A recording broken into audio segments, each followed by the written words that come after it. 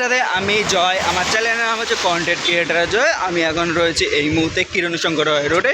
এই মুহূর্তে রোড পুরো ফাঁকা বৃষ্টির জন্য। তা কারা কারা এরকম বৃষ্টিতে ভিজে বাড়ি যাচ্ছে অতি অবশ্যই জানিও। আর লাইক সাবস্ক্রাইব করতে কেউ কিন্তু ভুলো না, অবশ্যই কমেন্ট কিন্তু করবে। আজকে সুপ্রিম কোর্ট খুব একখানা ভালো রায় দিয়েছে, খুবই ভালো লাগলো। সেরকম অতটা ভালো না সুপ্রিম কোর্টের রায়টা, কিন্তু যাই দিয়েছে ভালো দিয়েছে।